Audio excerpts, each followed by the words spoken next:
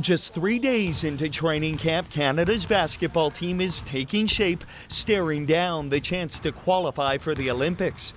I'm getting a little older, but I'm still young. Don't put that tag on me yet. I'm still very young. But yeah, it doesn't get old. It's an honor. Corey Joseph turns 28 this month, one of the longest serving national team members. Joseph got it! He's made big shots for Canada on the international stage before, but never at the Olympics. When I was growing up, I watched, last time they were in the Olympics with Nash and guys like Rowan, and I watched them a lot, and that inspired me to hopefully one day be there in the Olympics. So it'll mean a lot. It'll be a dream come true. And Steve Nash. A dream that hasn't been realized for nearly 2 decades. Not since the Sydney Olympics in 2000 has Canada qualified for the Games. Players like Joseph and Kelly Olynyk were watching all those years ago, wondering if and when they'd get their chance. The time has come, and that would kind of be the last peg for us. It definitely would be an achievement and a dream come true. Olynyk is open for three. Olynyk and Joseph are the leaders on the team, with a wealth of international and NBA experience over the years to lean on, now trying to pass it on to the supporting cast. Pretty good energy in the gym, and we're happy to have all the guys here, and the coaching staff is getting us ready to go, so I think guys are excited to play. Excitement bolstered by a coach who knows how to win.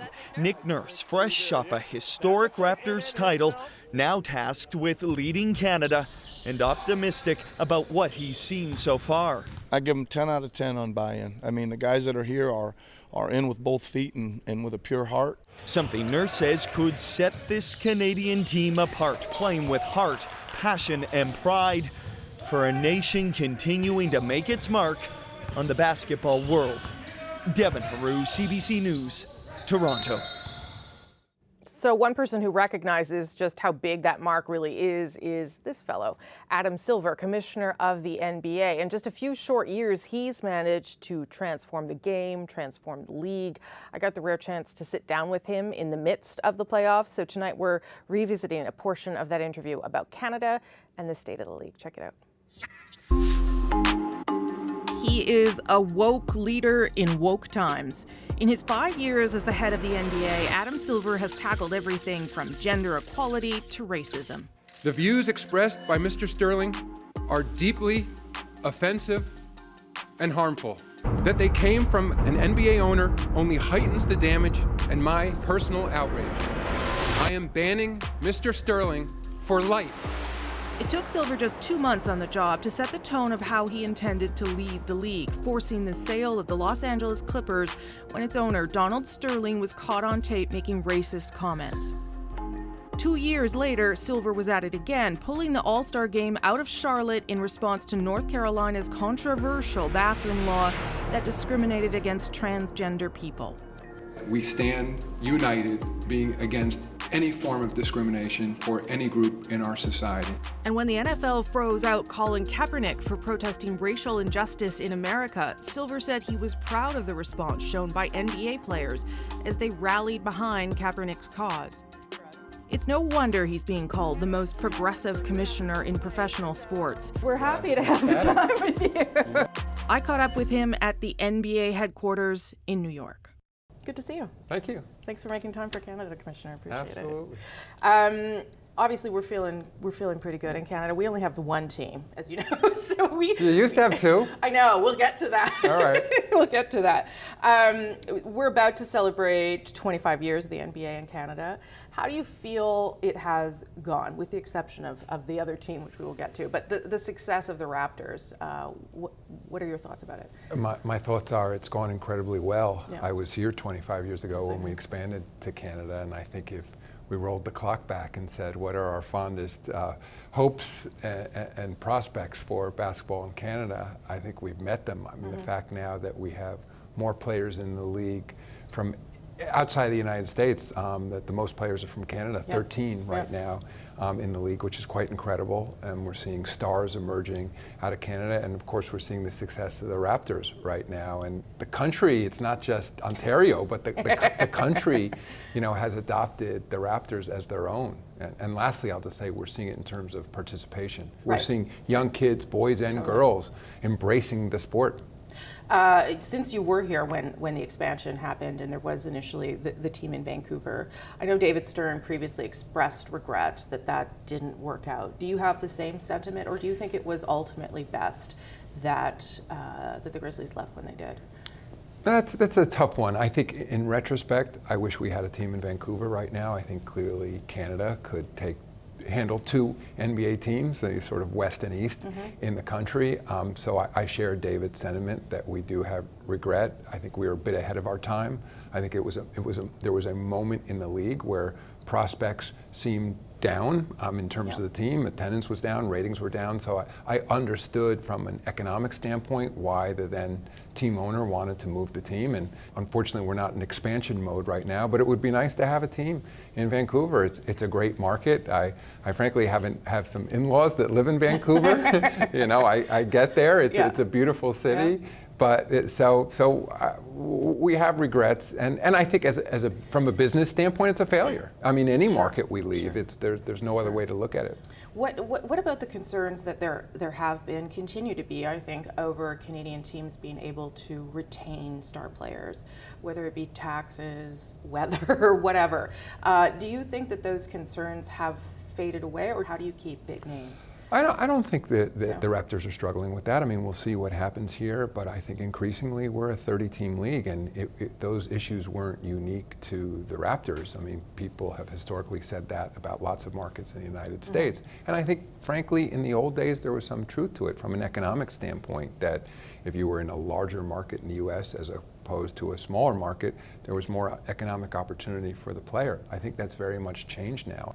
How much of the success of the Raptors has to do with Masai, and how much of his success is part of your global footprint because he's the first exec from Africa?